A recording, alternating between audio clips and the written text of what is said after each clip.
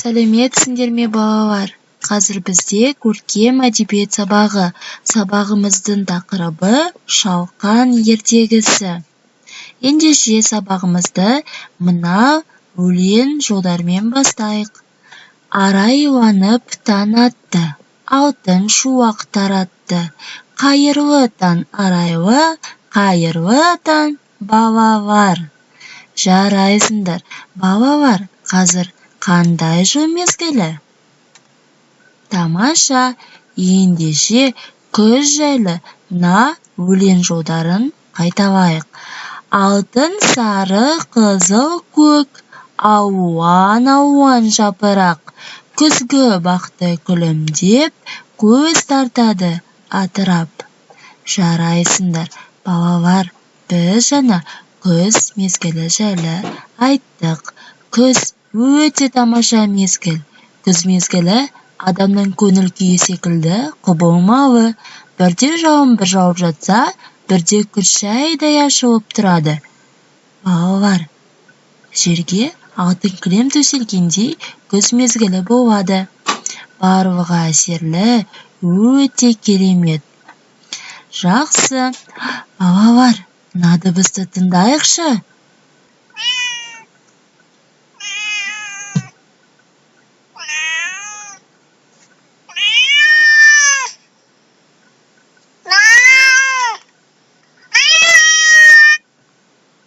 Балалар, бұл кімнің дыбысы болды? Дұрыс айтасыңдар, бұл мысықтың дыбысы. Ендеше балалар, бүгінгі біздің сабағымыздың қонағы мысық. Балалар, мысық былай дейді: маған көмектесесіңдер ме? Мен бақша көкөністер мен жемістер алдым. Қайсысы жеміс, қайсы көкөніс екенін білмей тұрмын. Ендеше қазір біз ойын ойнаймыз. Жемістер мен көкөністерді ажырат. Ойынның шарты: жемістерді ағашқа, көкөністерді жерге орналастыру. Ендеше балалар, орындаймыз.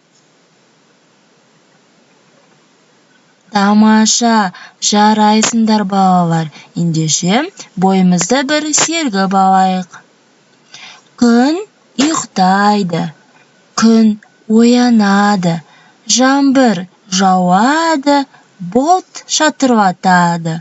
Күн шықты, жел тұрды. Жарайсыңдар балалар, өте жақсы. Балалар, мынаны мен бақшадан тауып алдым. Бұл не?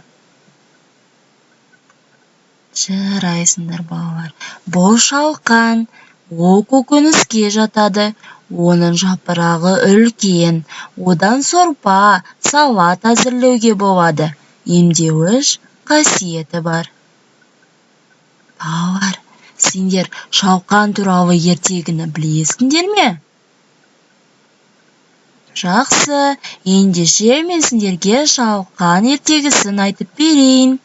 Ол үшін экранға мұқият қараймыз. Шалқан ертегісі. Баяғы бір заманда шал мен кемпір болыпты. Олардың бақшасы бар екен. Бірде шал шалқан отырғызады. Шалқаны үлкен болып өседі. Бір күні шал шалқанды жерден суырып алмақшы болады. Ары тартады, бері тартады, бірақ шалқанды шығара алмайды. Шал көмекке кемпірін шақырады. Кемпір шалдан, шалқаннан ұстап ары бері тартады, бірақ орнынан қозғалта алмайды. Кемпір көмекке немере қызын шақырады. Немересі кемпірден, кемпір шалдан, шалқаннан ұстап ары тартады, бері тартады, бірақ тағы да суырып шығара алмайды. Бір кезде немере қызы итін шақырады.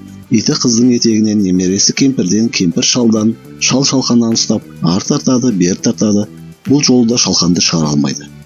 Енді ит көмекке мысықты шақырады. Мысық иттің құйрығынан, ит қыздың етегінен немересі кемпірден, кемпір шалдан, шалқаннан ұстап ары жұлқиды, бері жұлқиды, шалқан шықпайды. Сол кезде мысық тышқанды шақырады. Тышқан келіп мысықтың құйрығынан, мысық иттен, ит немересінің етегінен, немересі кемпірден, кемпір шалдан, шалқаннан ұстайды. Олар тарта, ақыры шалқанды суырып шығарады. Осымен ертегіміз аяқталды. Назар салып тыңдағандарыңызға көп рахмет. Егер мультфильм сізге ұнап жатса, лайк басып, достарыңыз. Жақсы, балалар, ертегіні қарап болдық. Енді ертегі бойынша сұрақтарға жауап берейік. Ертегі не жайлы айтылған? Жақсы, қандай кейіпкерлерді кездестірдік? Тамаша. Шалқан көкөніс пе, әлде жеміс пе? Жақсы. Оның адам денсаулығына қандай пайдасы бар екен?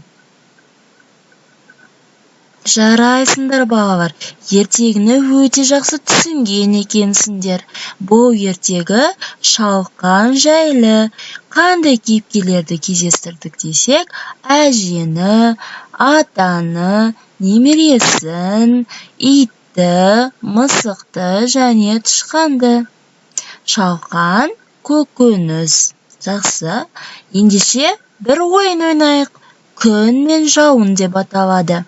Балалар, қазір мен сендерге күн дегенде қолдарыңды жоғары көтересіңдер.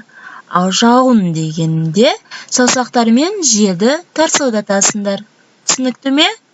Ендеше бастайық. Күн, жауын,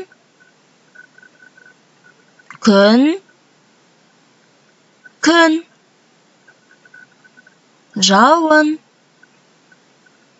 күн. Тамаша, балалар. Жақсы. Ойын қызықты өтті. Осымен, балалар, бүгінгі біздің шалқан ертегісі атты сабағымыз аяқталды. Сабаққа белсене қатысқандарыңыз үшін рахмет. Сау, саламатта болыңдар.